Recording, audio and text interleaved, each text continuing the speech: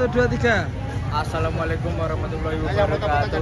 Perkenalkan, nama saya Niko LZD Ferdiansyah dari Teknik Informatika kelas D. Ya, saya sedang di depan Menara Kudus ingin menjelaskan tentang hukum Islam primer dan sekunder. Bismillahirrahmanirrahim. Assalamualaikum warahmatullahi wabarakatuh. Alhamdulillahirrahmanirrahim. Segala puji bagi Allah subhanahu wa ta'ala yang telah memberikan nikmatnya kepada kita semua sehingga kita bisa berkumpul di tempat yang mulia ini dan dalam keadaan sehat walafiat. Sholawat serta salam semoga terucap kepada junjungan kita Nabi Muhammad SAW beserta para keluarga dan sahabat beliau. Saudaraku sesama umat Islam, pada kesempatan yang baik ini izinkan saya menyampaikan sebuah pidato dengan tema Islam primer dan sekunder. Dalam kehidupan beragama kita seringkali mendengar dua istilah ini. Namun apa sebenarnya yang dimaksud dengan Islam primer dan Islam sekunder? Mari kita coba memahami lebih dalam melalui pembahasan singkat ini. Terima kasih. Ya, saya melanjutkan yang kemarin. isi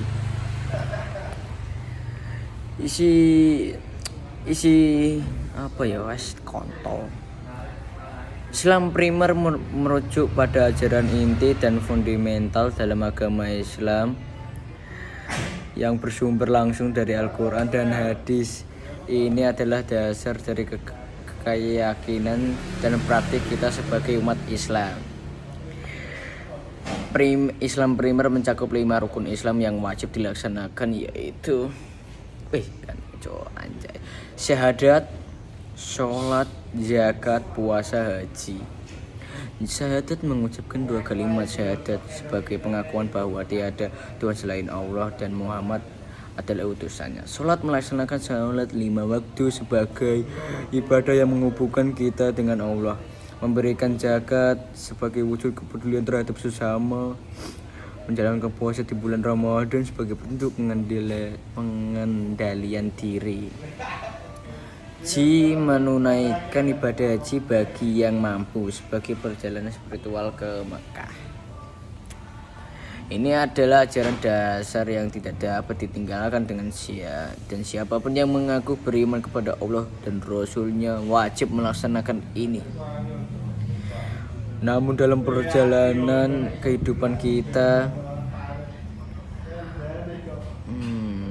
mengenal istilah Islam sekunder. Islam sekunder adalah ajaran atau pemahaman tambahan yang berkembang di luar ajaran dasar Islam. Ini bisa meliputi berbagai fikih, tasawuf, bahkan interpretasi sosial dan politik yang muncul sesuai dengan perkembangan zaman.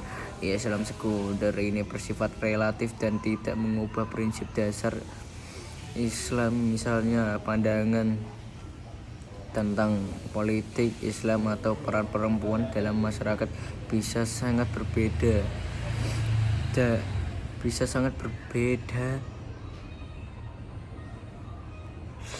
Berbagai budaya atau negara, namun semuanya tetap berlandaskan pada ajaran Al-Quran dan hadis. Islam sekunder memberi ruang bagi perkembangan dan penyesuaian ajaran Islam dengan konteks sosial dan budaya yang ada tanpa mengubah sensasi ajaran Islam yang bersumber dari wahyu.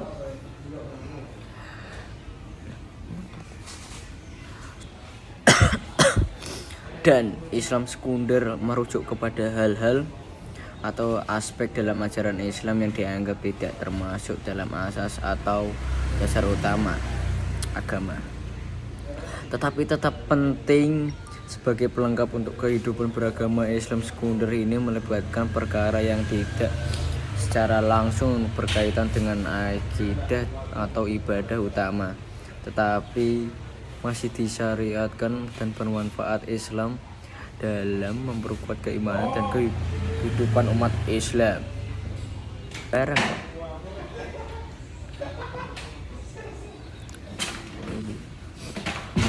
Contoh aspek Islam sekunder termasuk adat dan budaya. Adat dan budaya itu ada dua. Ada setempat yang tidak bertentangan dengan ajaran Islam. Contohnya cara berpakaian tradisional selagi memenuhi syarat. Yang kedua, muamalat, hubungan sosial dan ekonomi, perdagangan dengan kontrak kerja, peraturan tentang hutang piutang atau kerjasama ekonomi.